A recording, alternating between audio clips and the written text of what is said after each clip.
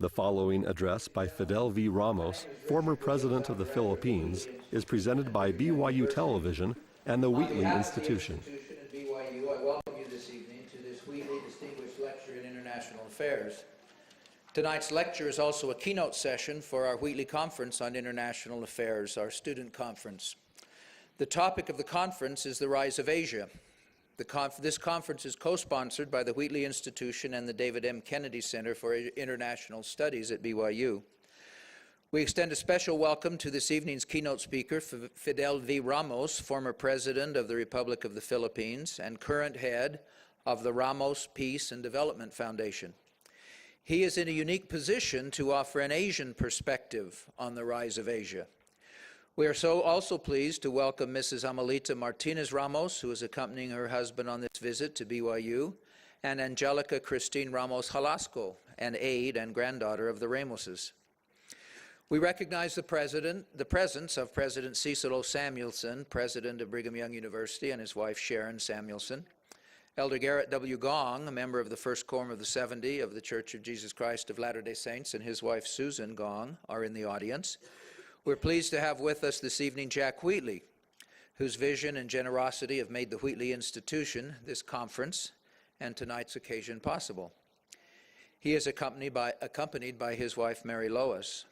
I also want to acknowledge General Amos Jordan, Senior Fellow in International Affairs at the Wheatley Institution, who has provided much of the drive and energy for this conference. He will introduce our speaker this evening. I also want to recognize in attendance at this lecture members of the Board of Overseers, Fellows, and affiliated scholars of the Wheatley Institution, members of the BYU President's Leadership Council, administrators of the Kennedy Center, and faculty members at BYU, and many friends and supporters. Also the students, delegates who are attending our conference. We'll begin this lecture with an invocation offered by Professor Len Novilla, a professor of health science at BYU. Following the prayer, General Amos Jordan, Senior Fellow at the institution, will introduce this evening's speaker.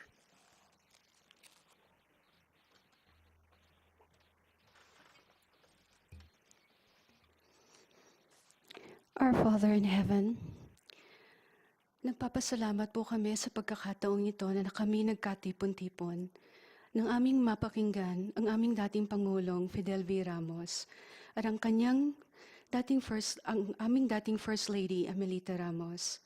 Nagpapasalamat po kami sa Bansang Amerika, sa simbahan, sa BYU, at sa lahat po ng mga tao na naging daan para aming mapakinggan ang aming dating Pangulo at matuto po mula sa kanyang mga karanasan at sa pamamahala sa Pilipinas. Ang hiling po namin, Ama, ay paspasan niyo po siya ng inyong banal na spirito sa pagbibigay po ng kanyang mensahe, ng amin pong masunod ang kanyang mga pinagbibilin. Ang hiling po namin para sa aming bansang Pilipinas ay kapayapaan, kalusugan, kaunlaran, kaligtasan sa mga sakuna at sa mga pagsubok ng buhay, at pangangalaga sa aming kalikasan. Ang hiling po rin namin ay matatag at makatarungang pamahalaan na tapat sa paglilingkod sa mga mamamayan, lalong-lalo na sa bansang Pilipinas. Hinihiling rin po namin, Ama, mula sa aming puso ang pagbabasbas niyo na magkaroon kami ng mga pagkakataon, lalong-lalo na sa aming mga kababayan sa Pilipinas, pagkakataong makapag-aral, makapaghanap buhay, at umunlad ang aming buhay. Hinihiling po namin ang inyong paggabay na kami magkaisa sa Bansang Amerika, sa Bansang Pilipinas, sa aming mga tahanan, at lalong-lalo na po sa aming pananampalataya sa inyo. Ang lahat pong ito'y pakumbaba po naming hinihiling sa pangalan ng inyong anak na si Jesucristo. Amen.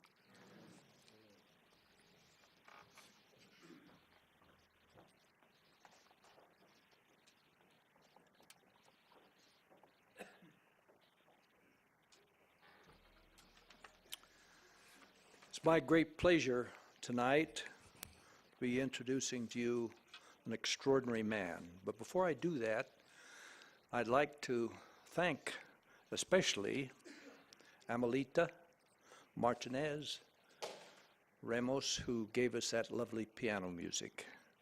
We're having a double gift tonight. Despite his height of 5'7", President Fidel Valdez Ramos is truly a giant.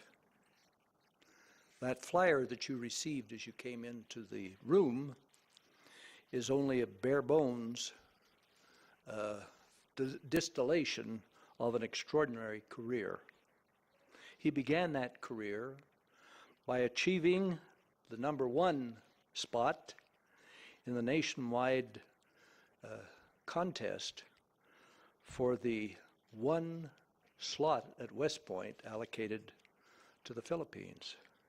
And he's been #1 ever since.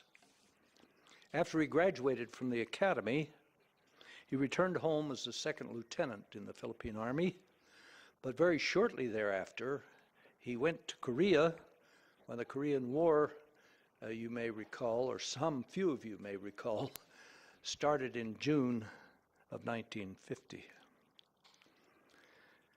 There were 1,500 Filipinos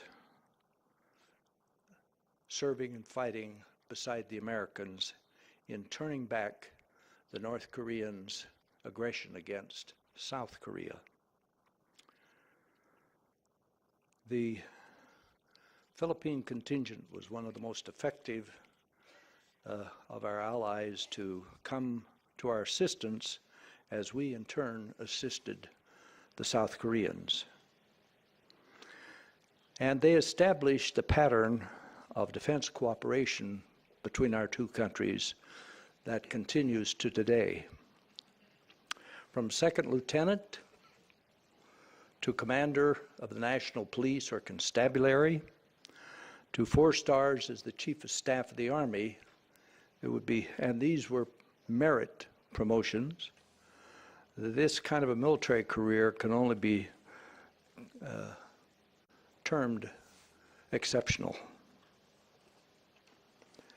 After he finished his military career, he served in senior posts in the civilian government and then was elected the 12th president of the Philippines.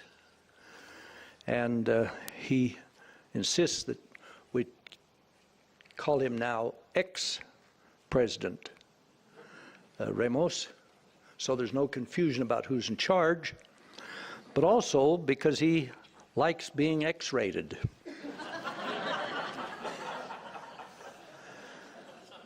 As president, he fought corruption, poverty, and separatism effectively. Importantly, the greatly diminished threat of terrorism and separatism from the Muslim island to the south, Mindanao, was greatly diminished by President Ramos. And there is no doubt that if the Constitution hadn't limited him to 1 6-year term, he could have been reelected and perhaps indefinitely. Excuse me. After his presidency, he founded the Ramos Peace and Development Foundation, became its active head of a highly active organization, with its influence at home and abroad very considerable. He was chosen chairman for 8 years of the BAO Forum. The forum is an intellectual resource for 26 member countries on Asia-wide problems and priorities and policies. The fact that he was chosen by 25 other leaders to head this very important organization is testimony to the esteem with which he is held by Asian leaders, at least 25 of them. It's fair to say that one of the most respected intellectual leaders in Asia is our guest tonight. He's respected for his integrity, his intelligence, his leadership qualities, and his vision. All of these honors occur beside an inspiring personal scenario or discussion of his attributes. He has, for instance, scuba dived around the world. As a paratrooper myself, with some 20 jumps, I stand in awe of a man who's made 116. He has led with distinction his Filipino soldiers through 2 wars in Korea and Vietnam. He's not only respected, but loved by the Filipinos and much of Asia. And so it's a great honor tonight for me to introduce to you Fidel Valdez Ramos.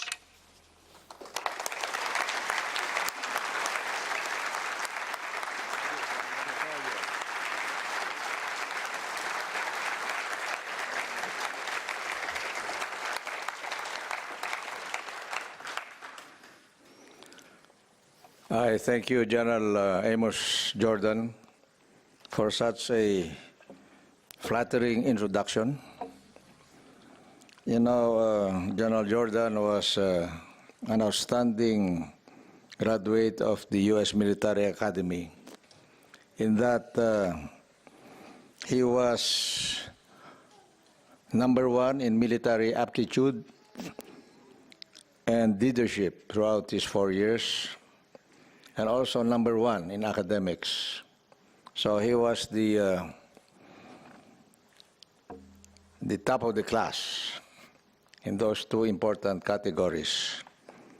And receiving such an accolade from him is a great honor indeed. Let's give him a big hand.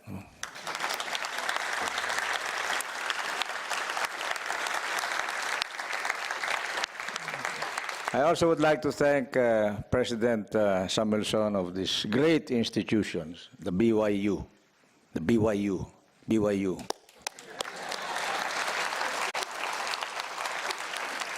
And his organizing staff for making our stay here so hospitable and enjoyable. And equally important, I would like to thank my classmate, Chairman Jack Whitley of the Whitley Institution, and his dear wife, Mary Lois, whom we know very well. Let's give them both a big hand.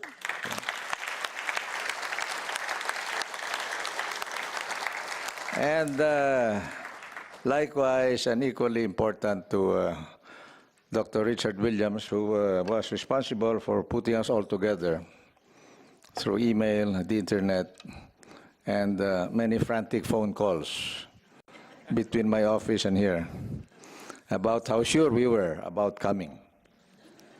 So thank you also, Dr. Williams.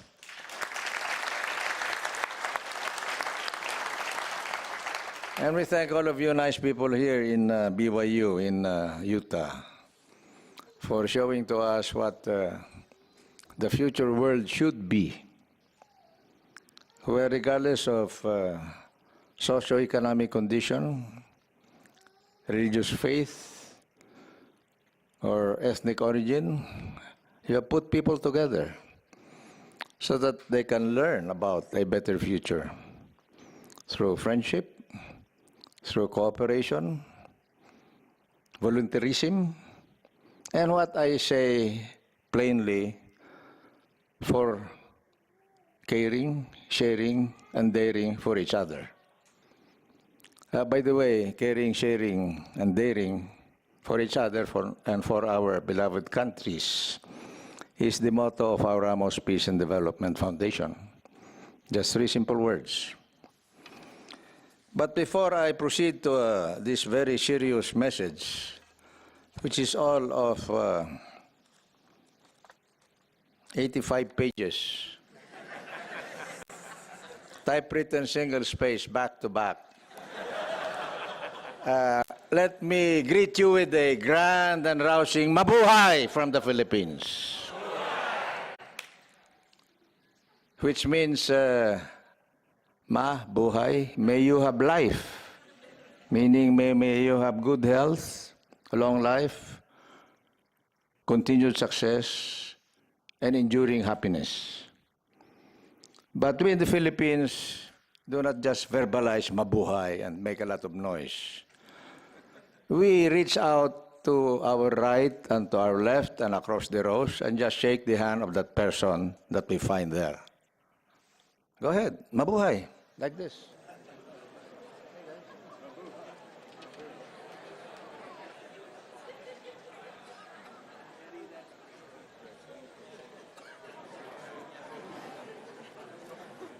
And in the Philippines, and I hope you don't mind here in BYU, because we all know you're a little different in a very positive way. In the Philippines, having been under Spain for 330 years, after shaking hands, we embrace and kiss each other. Go ahead, go ahead. In case you forgot, it's done like this. Hey, where's that young lady over here?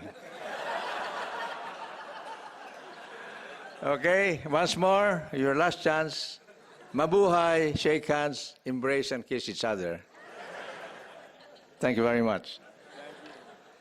Now, dear friends, the subject assigned to me is the rise of Asia and America's role in the emerging power balance. That's quite a big subject and may take us a few hours here, even if Dr. Ralph Cosa before me last night is over here. Let's give Ralph a big hand too.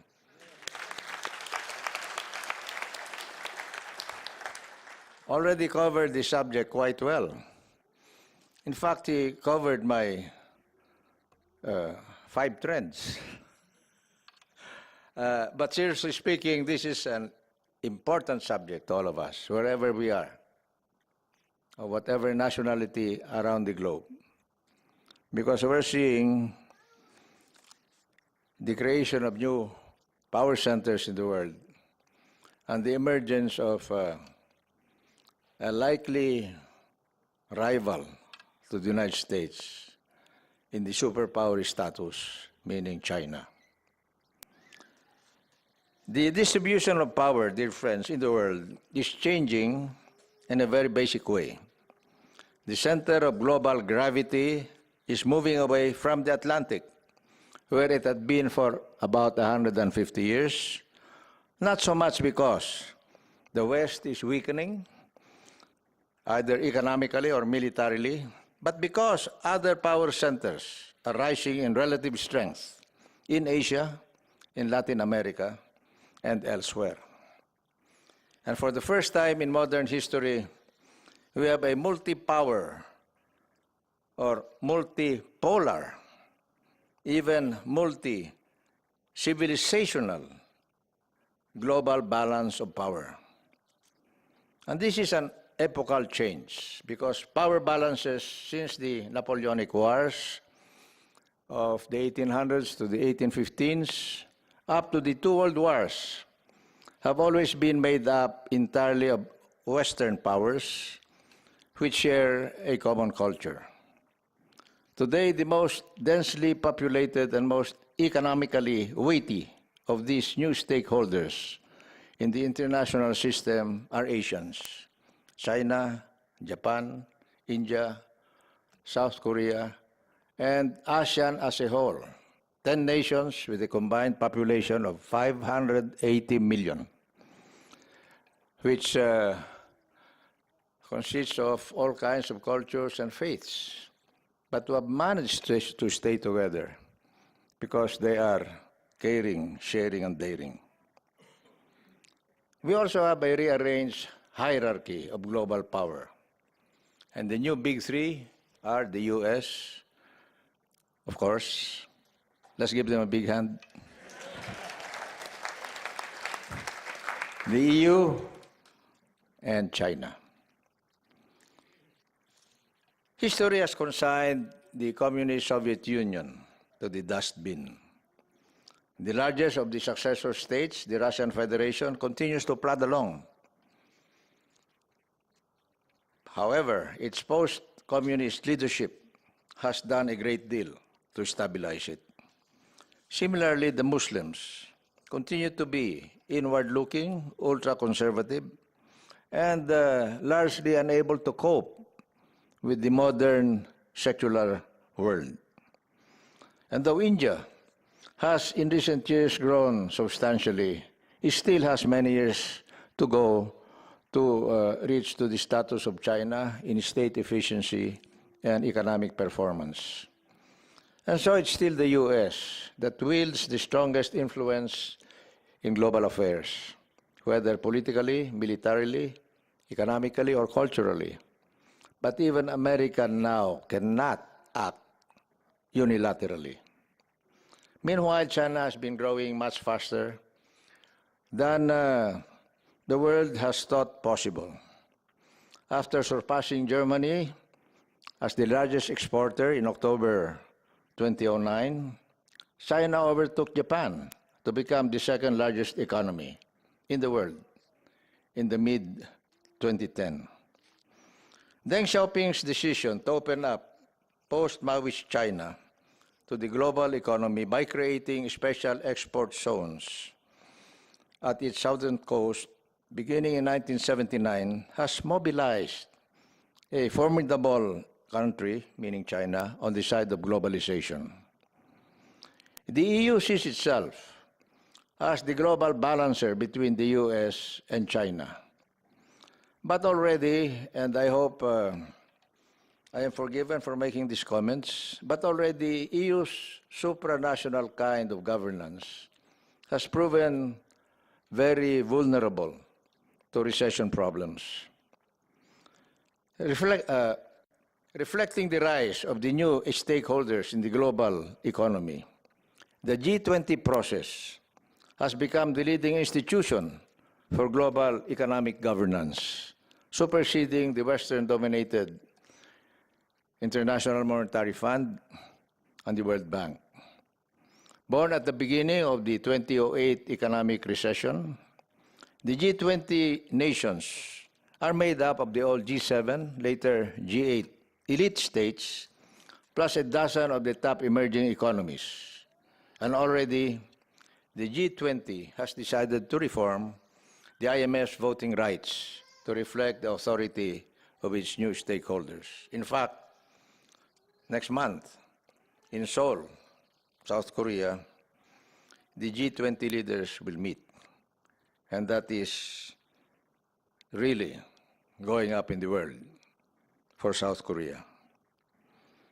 For other countries, like us in the Philippines, the imperative is to keep the strategic balance and not to fall into any of the great powers' sphere of dominance.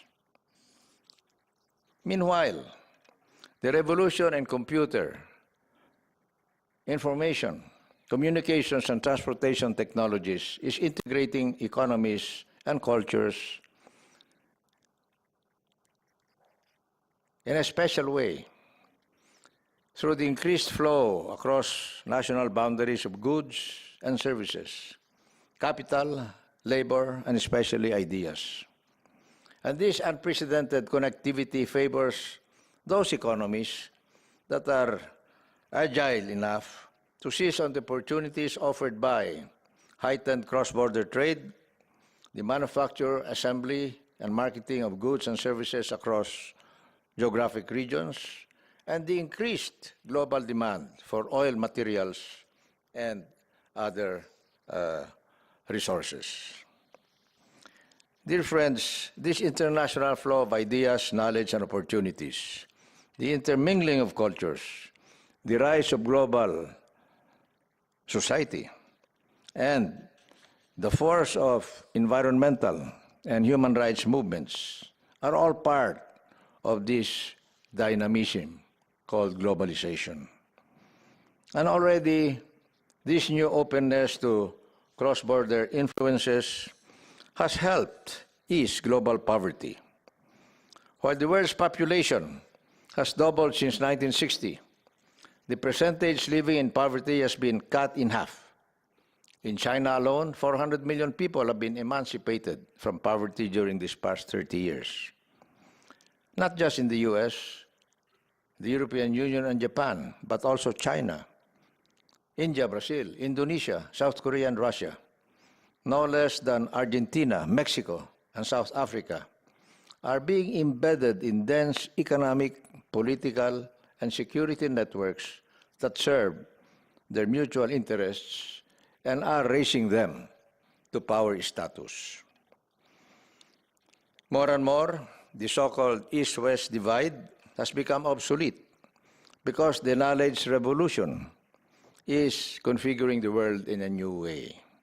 And more, the world is dividing in terms of those states that have adopted globalization and those that have not.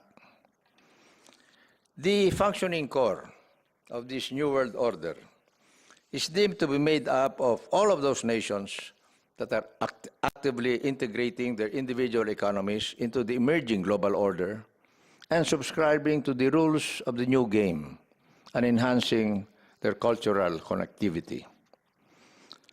My home region of East Asia has been the prime beneficiary of globalization so far.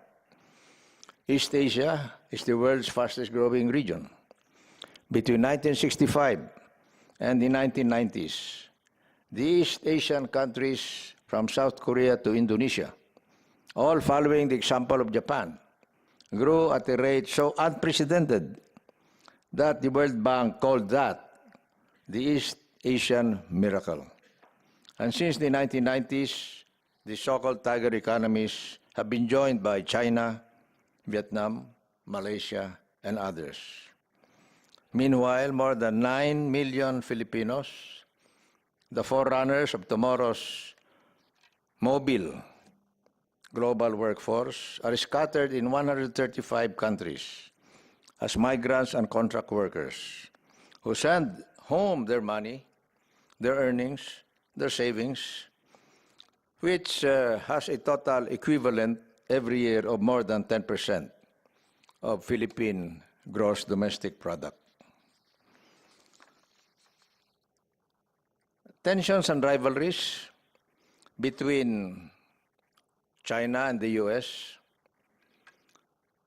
which were dissipated during that brief period of goodwill following the 9/11 terrorist attacks, may now be declining, meaning the goodwill.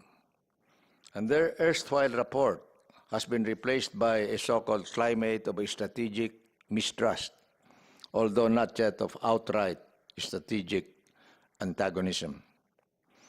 The Pentagon has been shifting the weight of overseas deployments from Eastern Europe to the Pacific and from Northeast Asia broadly southward through Guam, through the Philippines, through Vietnam, and to Singapore, where U.S. aircraft carriers now have a deep water anchorage.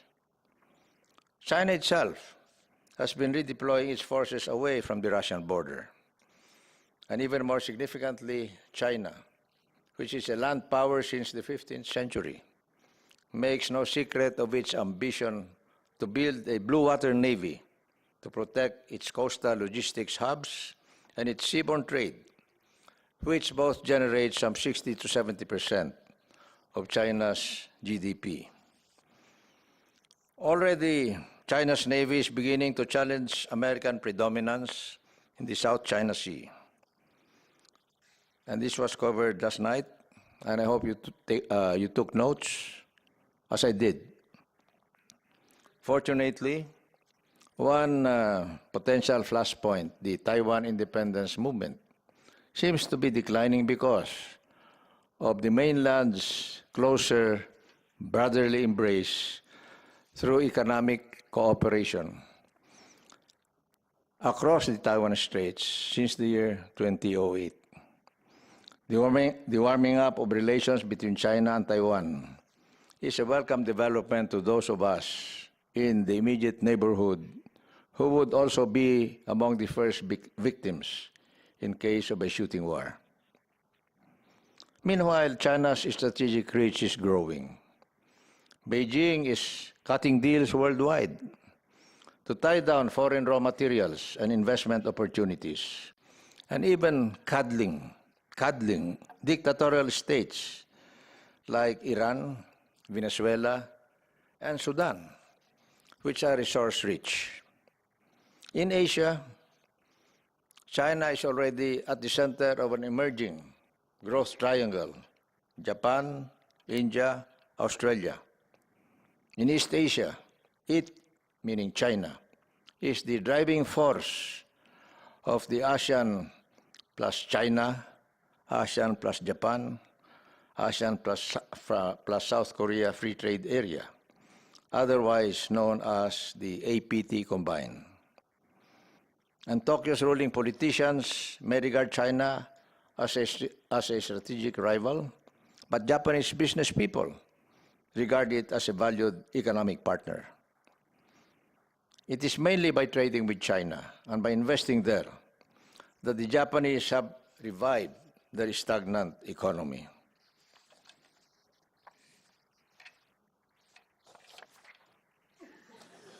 I promised Dr. Williams to shorten my speech, so I throw away some of it, which you can download from our website,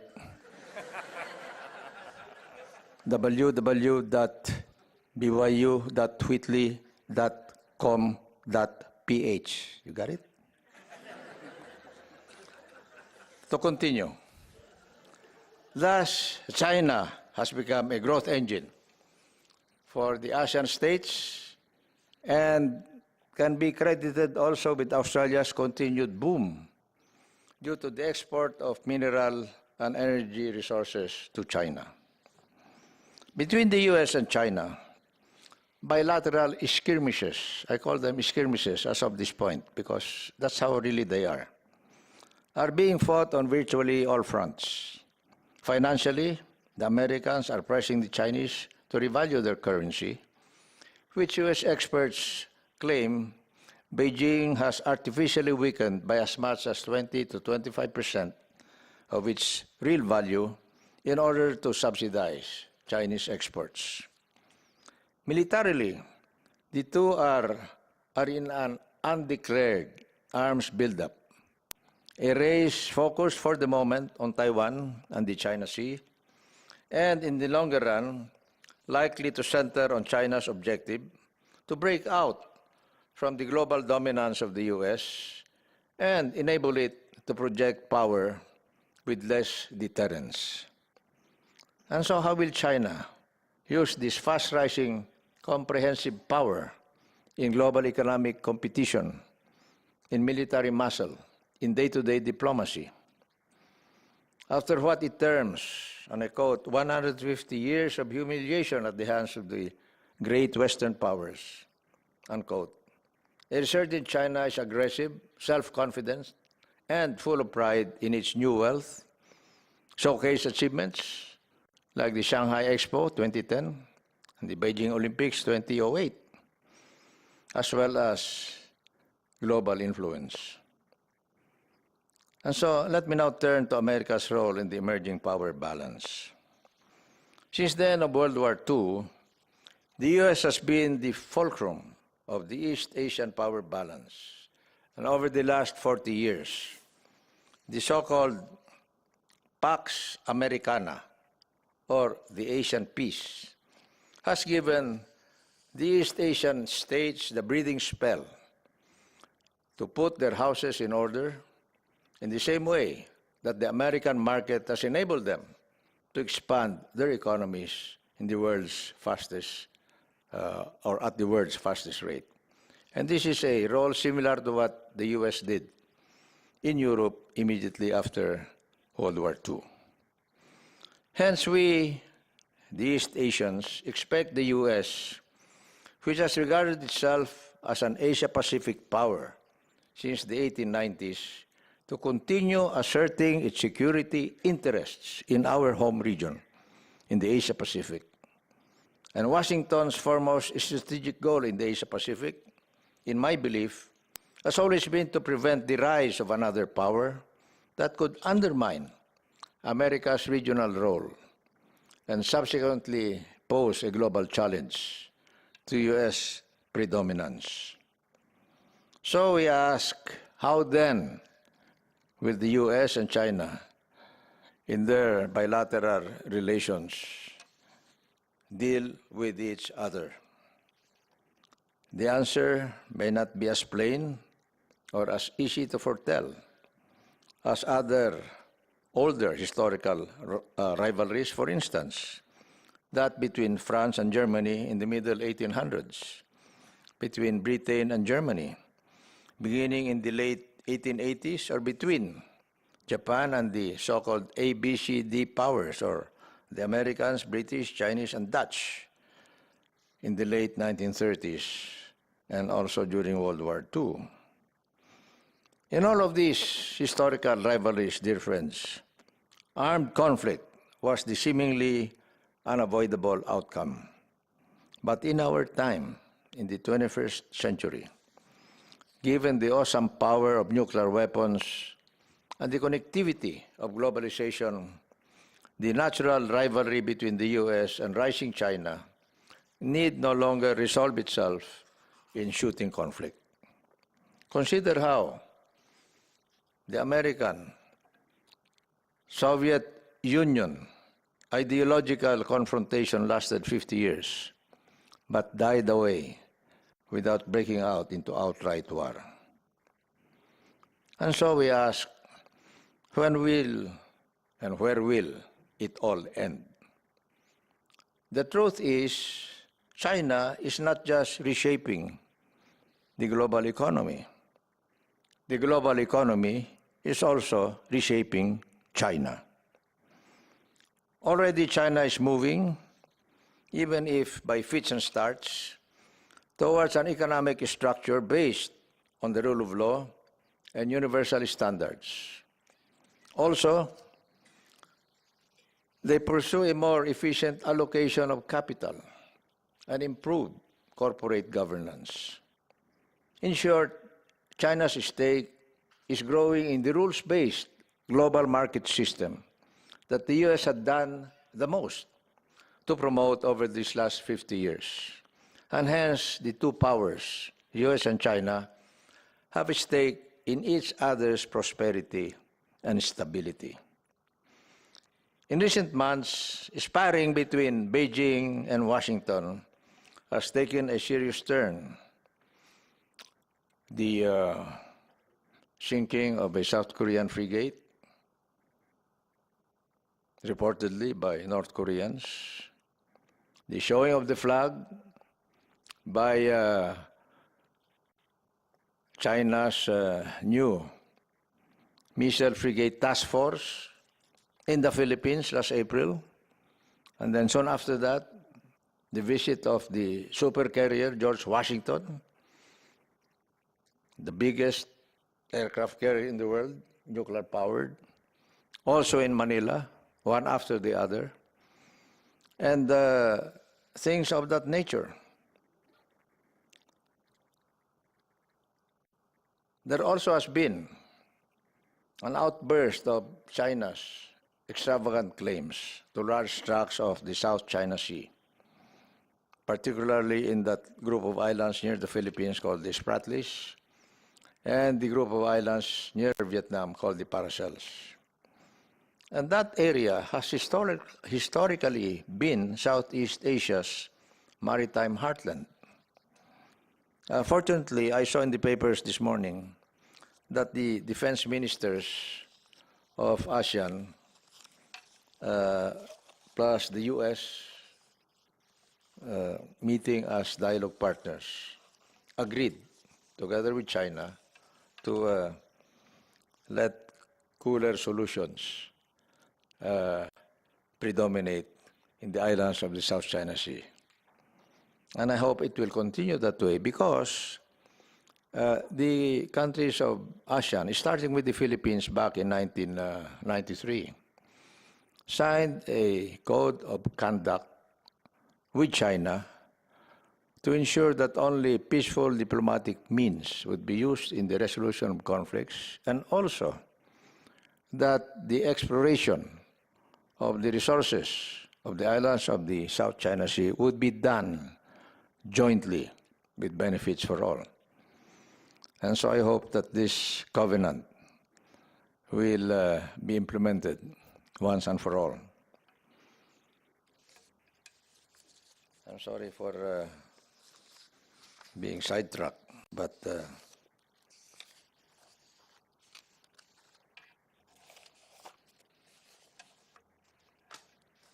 download it from the website. Now, for the states in the East Asian Hemisphere, for us, the imperative is to avoid having to choose between Beijing and Washington. And even U.S. allies in Asia increasingly see their problem as balancing in between the two great powers, neither of whom they would want to antagonize. If U.S.-China rivalries intensify, the Southeast Asian states could probably have to get together, tighten their still fragile sense of unity even more, and rally around the leadership of their largest member state, which is Indonesia. Japan, on the other hand, would likely huddle under the American nuclear umbrella, and the two Koreas would probably navigate between the two great powers, the U.S. and China, favoring first one and then next the other, as the circumstances may dictate. And so we ask ourselves, over the foreseeable future, what happens? In my view, I would venture to say that we in East Asia must live with the China driving for great power status, a Japan nurturing a resurgent nationalism, and an America asserting its Asia-Pacific role. Of all these facts of Asia-Pacific life, the future of the U.S.-China relationship is the most crucial. The real race may really no longer be military and coercive, but economic and intellectual. And the ultimate winner would be the life system, the government system, call it, that ordinary people would judge to be the best for them. Cultural globalization has become even more widespread than economic connectedness. Even in poor countries that have experienced only limited growth in foreign trade, Western pop culture, born by mass media, promoted by television and Hollywood, is fast spreading among the young and replacing moral values and ways of life to which traditionalists are accustomed. And this is why cultural nationalism, in quotes, is a rising clamor among poor country leaders. And there is a wariness of so-called corrupting foreign, read American or Western influence, is widespread. And this kind of cultural nationalism is most pronounced in the Arab world. In global politics in the new countries, the tensions are likely to continue between democracy and authoritarianism and their roles in our future world.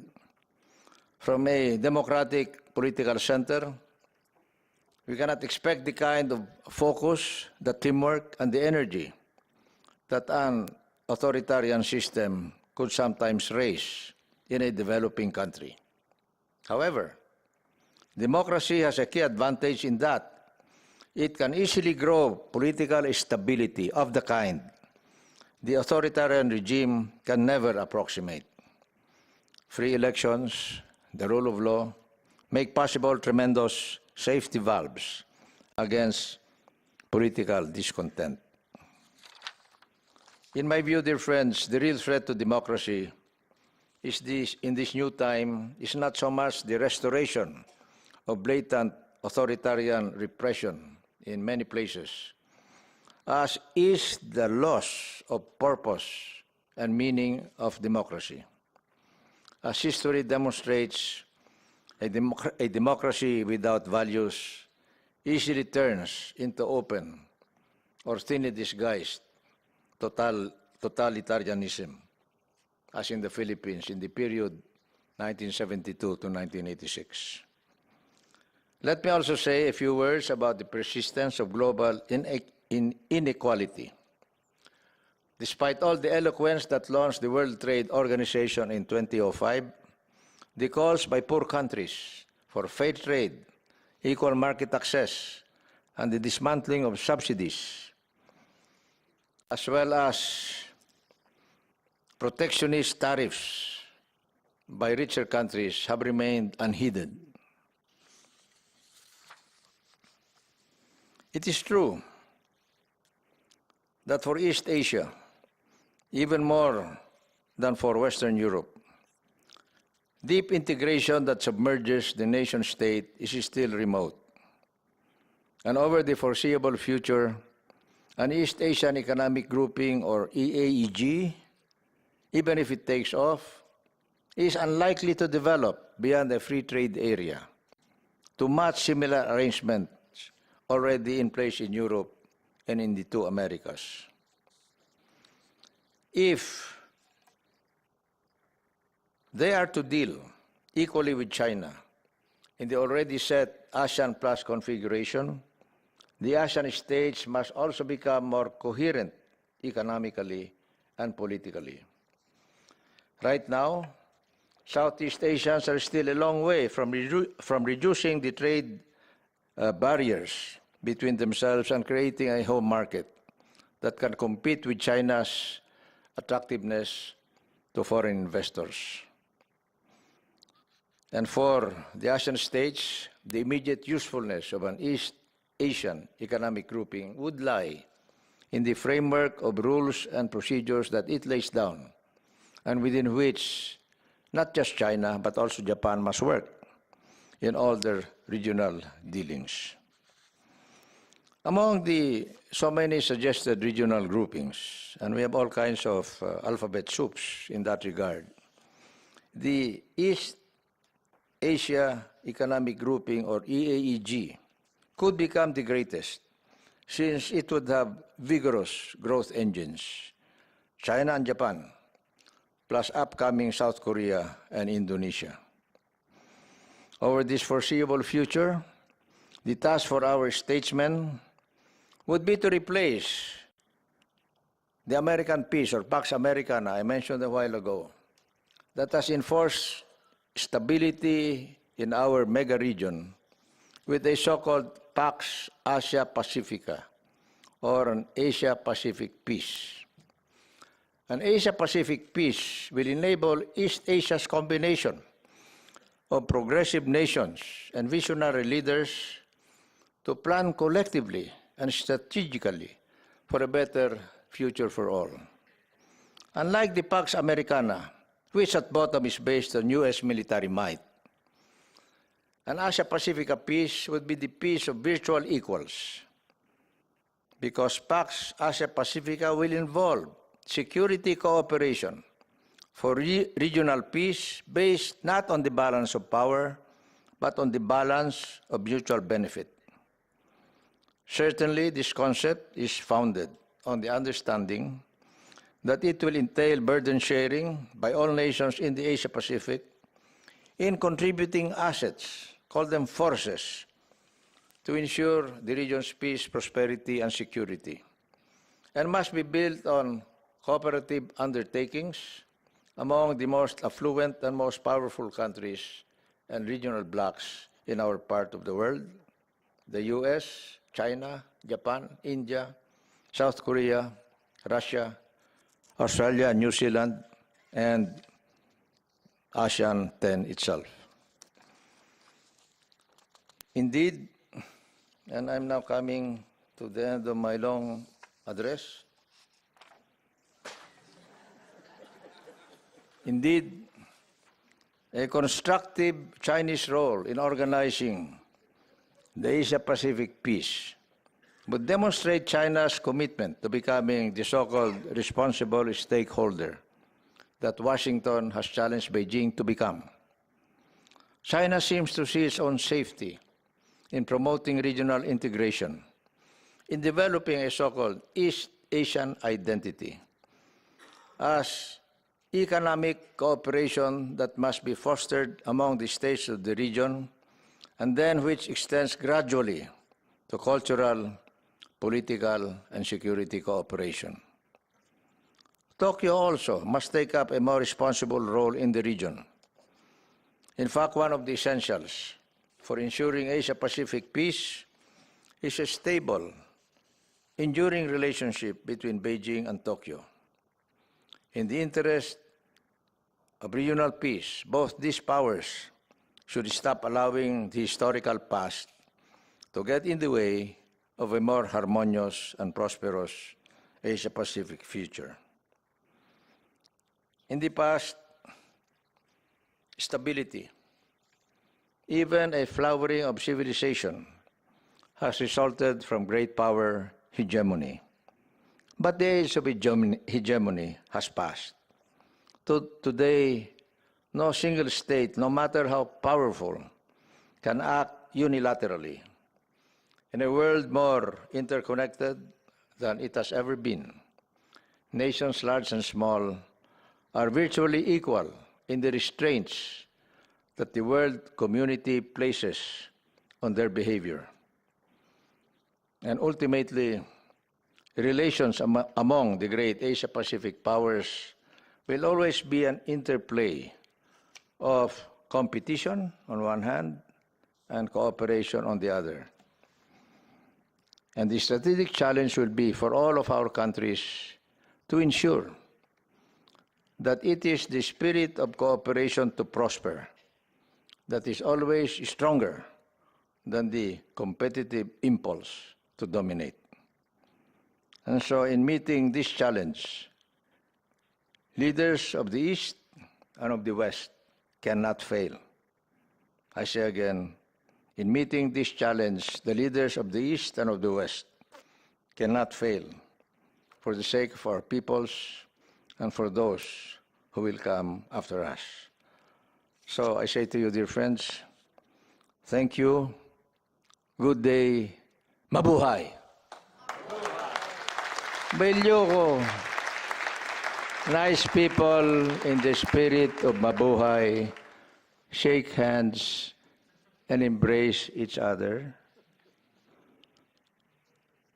because that's how we can attain world peace. Will you embrace and kiss each other? Thank you very much. By the way, before I let go of the mic, this is the tendency of politicians, never to let go of the mic.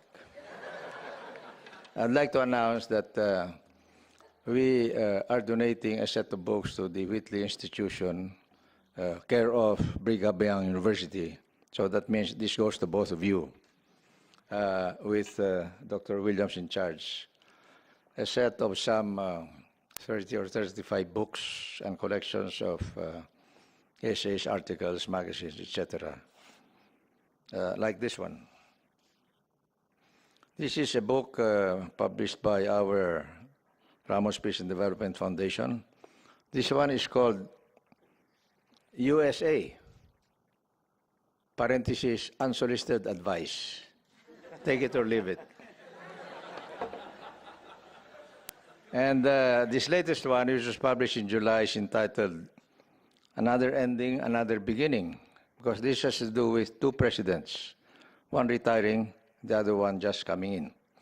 And we hope the best for both of them, but that's really for the good of our mother Philippines and the Asia Pacific. And others of this nature are entitled We Are All on the Same Ship. So if you see a hole, plug it. Don't add another hole. If you see an ore, pull it so that we can move faster, etc., etc. So again, thank you very much.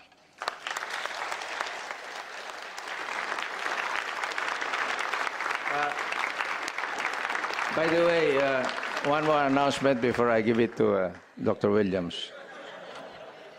We have about 10 loose copies of this kind of books already made available to Dr. Williams for him to decide to give away. Maybe as a prize to those student groups that performed the best during this conference, or maybe to the elders that had the most trouble going through the traffic jam, or those people who came the farthest away to come to BYU to get an education. It's up to you, doctors. Thank you very much. Yeah.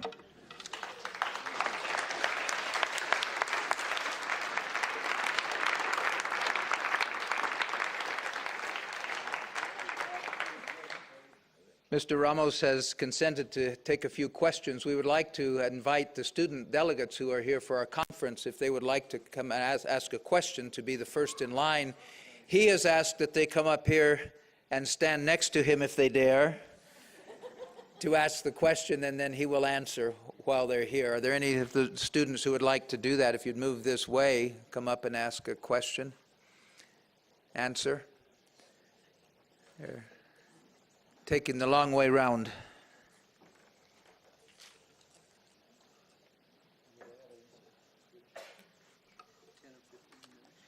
Yes, we'll have 10 or 15 minutes for question and answer, if that. Oh, we can have 10 or 15 hours, as long as you're prepared to give breakfast.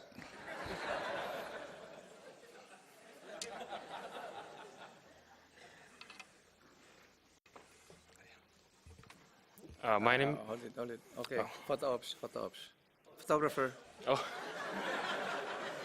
You like this one? Oh. Yeah, where is he? Oh.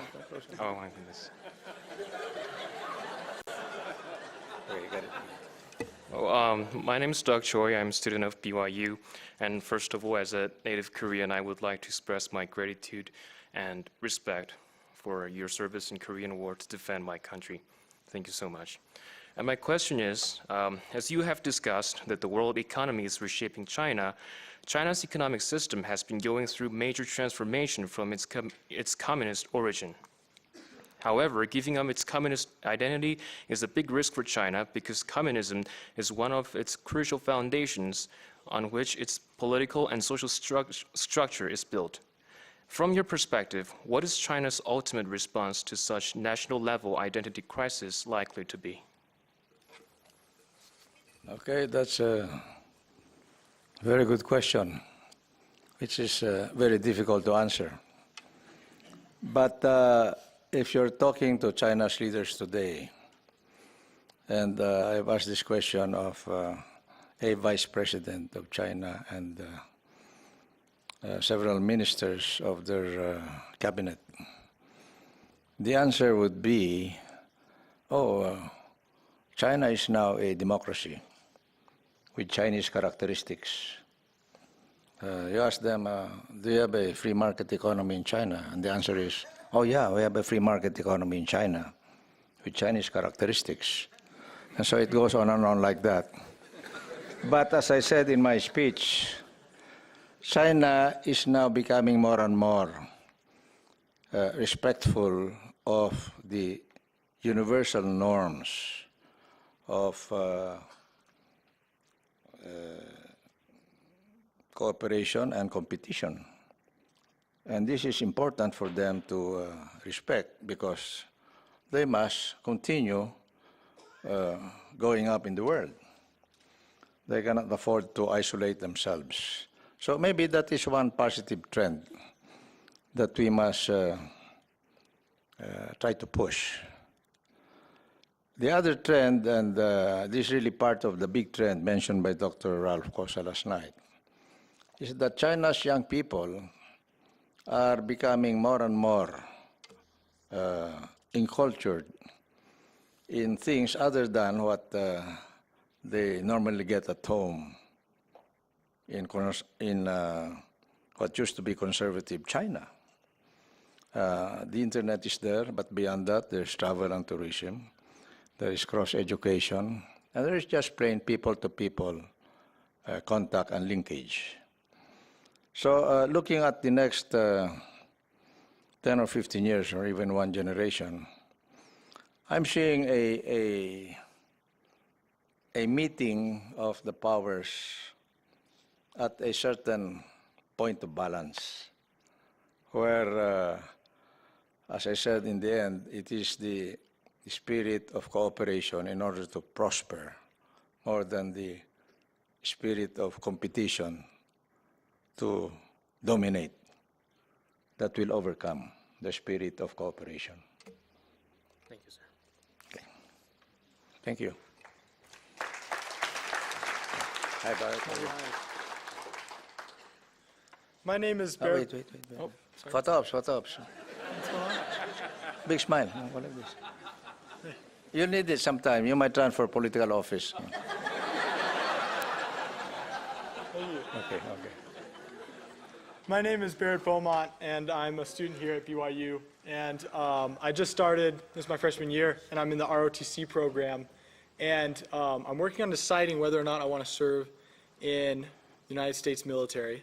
I need to make that decision. And I was wondering what compelled you to join your nation's military, and how that has changed your life, and if you feel like that decision is something that really made you the man you are today, and if you'd recommend that to someone in my generation.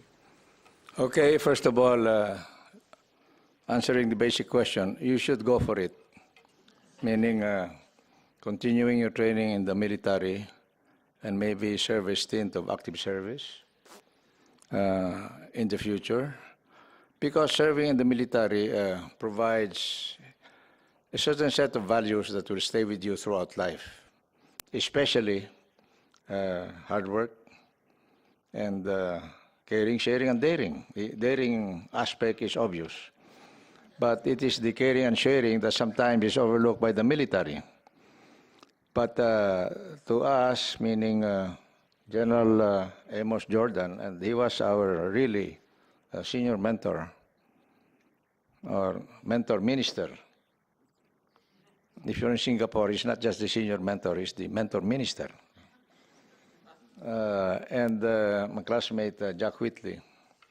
We did earn those values at an early age, which we applied in our professional military careers, of being more people-oriented, of being a little more far-looking in our visions of not just winning the battle, but really winning the peace, etc., etc. What factors did I consider when I adopted the military career that changed my life, etc., etc.? Well, you know, it is not the military career or USMA that changed my life. It was Mrs. Ramos.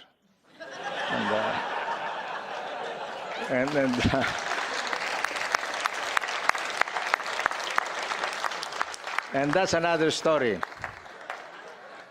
But I was headed for a law career because my father was a lawyer, and so was his father before him.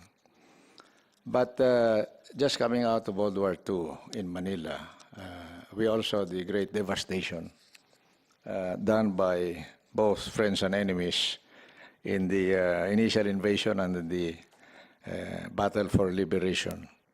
I decided that I would try to help in the reconstruction of the Philippines by becoming an engineer.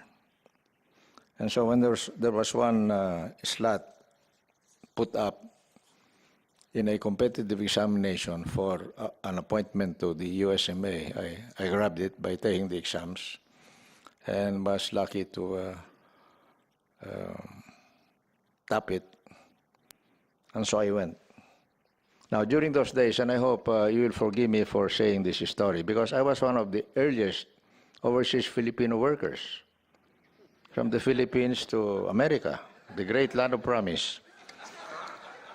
In July 1946, I went across the Pacific on the U.S. Armed Forces orders on a space available from Manila to West Point. And that meant hitchhiking from Manila to Guam on a DC-3 or a C-47 cargo plane, which flew at a fast clip of 350 miles an hour, but could not rise to more than 8,000 feet because it was not pressurized. Anyway, I didn't mind that at all because there were 18 pretty nurses on board who were rotating out because they'd served their 36 points. And we're going home also. It was pretty cold up there. I was an innocent 18-year-old. And there were only 9 blankets between all of us. Anyway, I made it step by step to Guam, to Midway, to Johnston, to Kwajalein, to Honolulu eventually, and then to California. But the main thing there was that maybe I could help better by becoming an engineer. In your case, I suggest you go for it. All right. Thanks. Thanks for the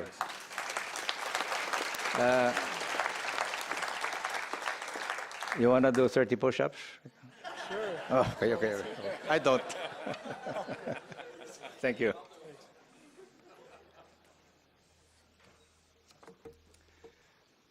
My name is Jonathan Pike, and I'm a student in the U.S. Policy in Asia class. Okay, look at the camera. And I'm in the ASEAN group here with the Philippines. And one of the things that we've been talking about today in our group is the corruption that is taking place in many of the countries part of ASEAN, as well as the wealth discrepancy. And I wondered if you could tell us a little bit about what we could do about that.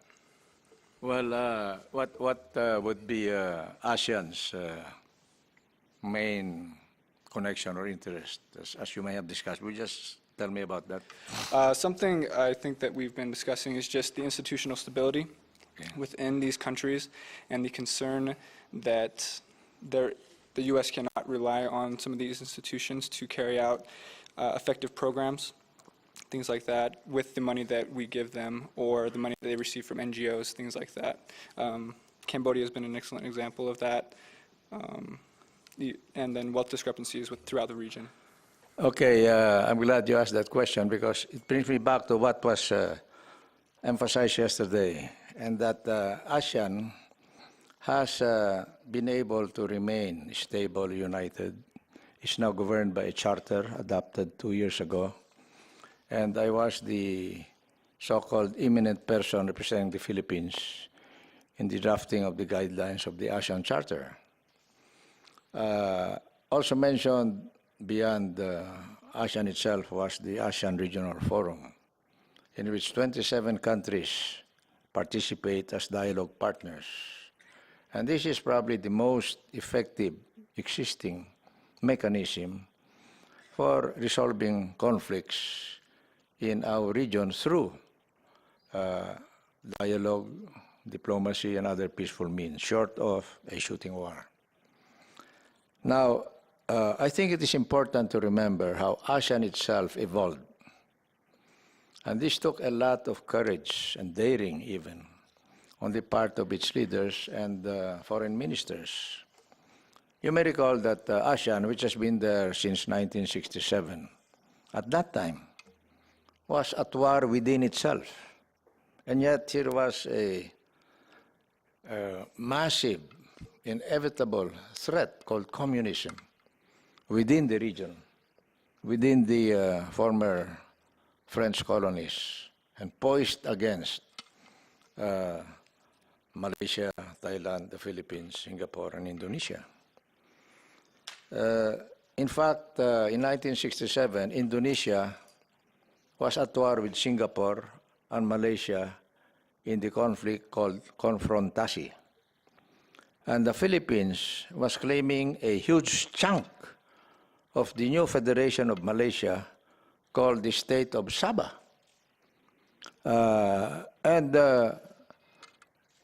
Thailand was not involved in these conflicts, but it was also being caught into the vortex of these differences. And so our leaders decided, hey, we better get together and forget all of that and fortify ourselves economically so that we can better resist the wave of communism that we're seeing just north of us.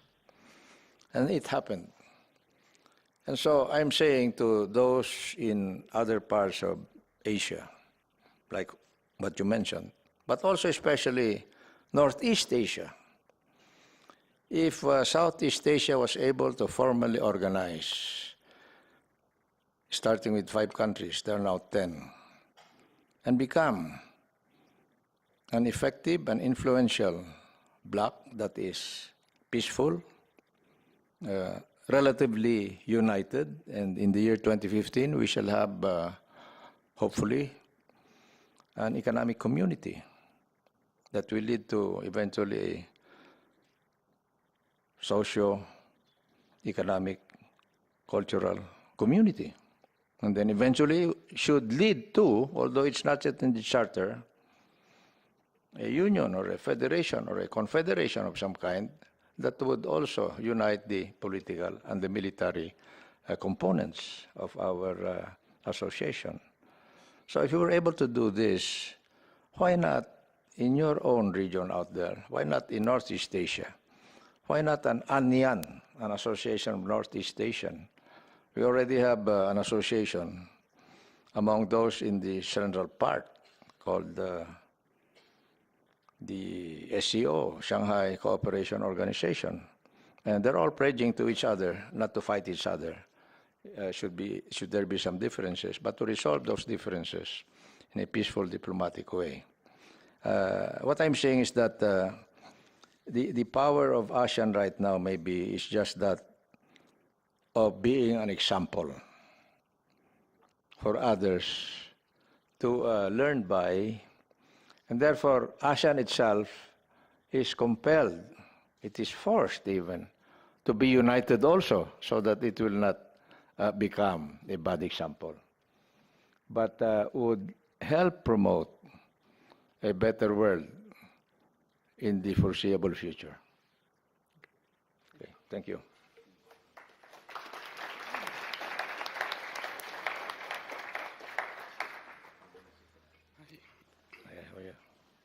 My name is Danny Smith. I am a senior here at BYU studying political science. Okay. Louder. My name is Danny Smith. I'm a senior here at BYU studying political science. Okay. Photographer. Where'd you go? Okay. Okay. My question is, what lessons has the Philippines learned that the U.S. can borrow from concerning dealing with radical militant Islam? First of all,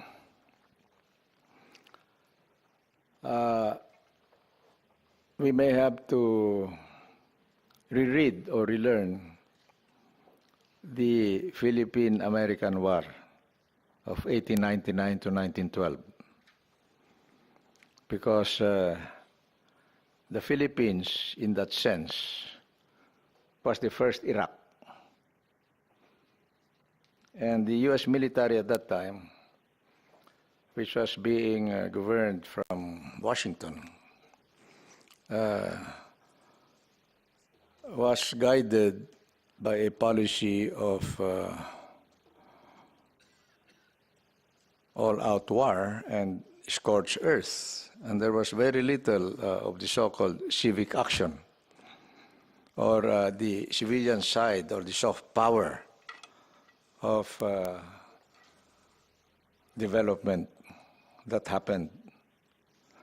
And so in a negative way, that's a lesson to learn from.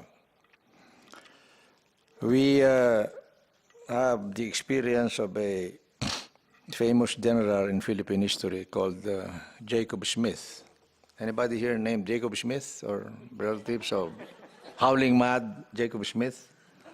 Well, anyway, he implemented the so-called all-out force and scorched earth policy in the island of Samar, in the Visayas, in 1902.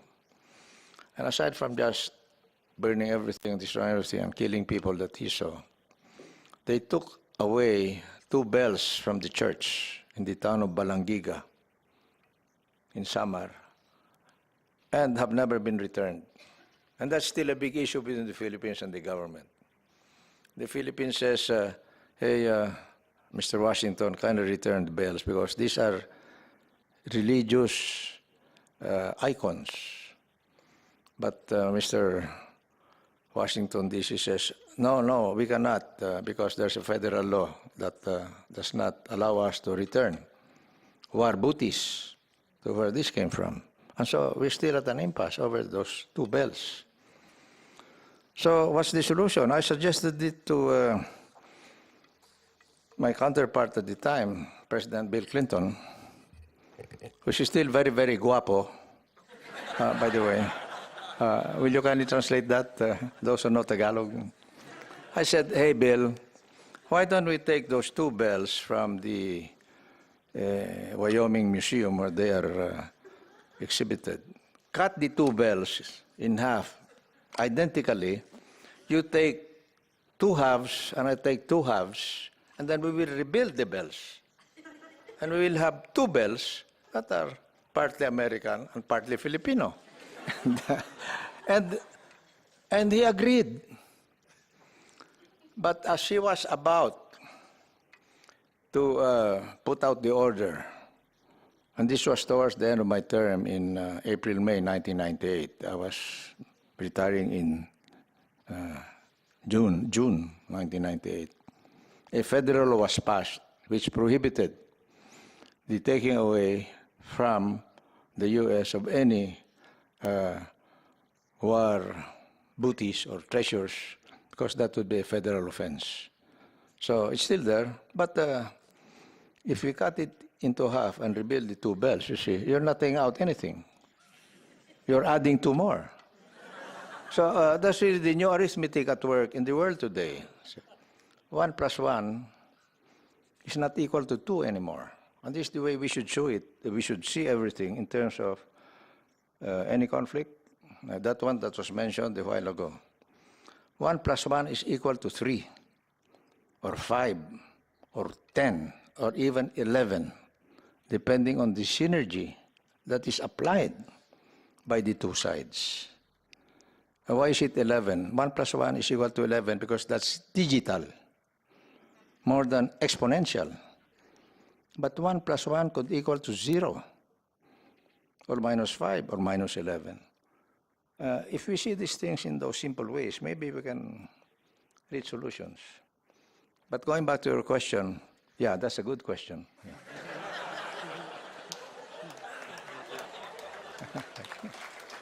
One final question. Okay. Okay, here you go. Mabuhay. Hi, my name is Anthony, and I graduated from BYU Hawaii. I just have a quick question for you. Okay. Don't be too quick. Hey, where's that guy? Yes, we can. Yes, we can. Being from the Philippines myself, in your speech, The Rise of Asia, you had mentioned the 3 reigning global powers, that being the USA, the European Union, and the China. In the scale of 1 to 10, how would you rate the Philippines in coping up with the trend, I guess, in the rise of Asia as a whole, or Philippines as being a contributor in the rise of Asia? It's difficult to regard the Philippines as by itself in trying to assess or calculate or even make material the influence that we may have. I say that the Philippines must always be seen as part of ASEAN, which has become a power in itself economically, as well as in this new era of interfaith or multi-faith relations. Because within ASEAN, you have the biggest Muslim democracy in the world, that is Indonesia. And you also have the first Christian democracy in Asia, which is the Philippines. We'd rather be seen as one united regional bloc at the moment, but not yet maybe a community, but economics-wise, that will soon be coming, and then socio-culturally wise also, it's happening. And then ultimately, maybe we can bring in a political and security union. May I just expand this idea? I mentioned it in the speech, where I said, instead of having just the U.S. underpin Asia-Pacific security, and that's a tremendous burden on you, the taxpayers here. How much is it for the Pentagon? Maybe one supercarrier could finance 10 universities. Not quite as good as BYU, but maybe good enough to become your subsidiaries. So why not invest the money in education? Can you imagine also what China is spending to build up a blue water navy? And so with Japan, very quietly, because they've deployed themselves there to the Indian Ocean to help support their forces in the Middle East. So how much would Australia and New Zealand save in terms of transferring their military budget, partly anyway, to development of the Aborigines in Australia? How much would Singapore save in terms of outreaching to other poorer countries instead of investing so much in F-16s and F-22s? Well, I'm saying all of this with due respect to their leaders and their governments, because I'm saying it also in the Philippines. We don't have a big military. We may have a bigger national police, because that's the nature of the problem. But we defend ourselves through our security alliances with the U.S. under the Philippines-U.S. Mutual Defense Treaty of 1953, which is still in effect. Now, I said, why don't we in the Asia-Pacific agree as virtual equals, if you're looking at ASEAN as 10 countries with 580 million people, and that's twice the number in the United States, and more than twice that the number in Indonesia itself, so that we are acting as partners and not as potential enemies. Why are those guys there in the Pentagon planning for war with China, on a war game basis? Yeah, that's the way they play the games. I know, I've been part of that. And they assume that there's a strike here, and then you respond, and then there's a counter-response, and there's a counter-response, and there's a counter-counter-response, and they counter. It just builds up.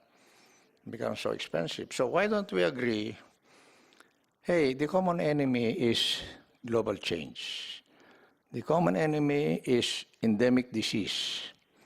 And just between the two of those, they kill millions of people more than any shooting war that might happen. So let's defend against these natural enemies, etc., etc. Well, anyway, I threw that idea into the pot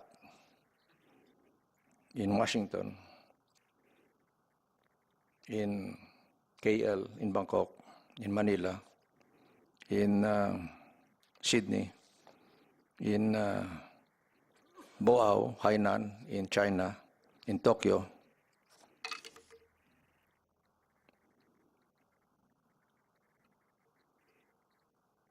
No response. So I'm going to try again. Okay. Maybe you'll help me. Okay. Thank you. Thank you.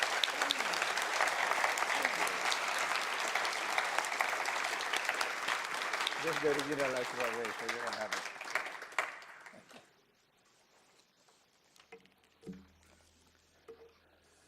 Ladies and gentlemen, I express in your behalf once more our thanks to former President Ramos and gratitude for his being here and speaking to us this evening. And thank you to all of you for your attendance. Good night.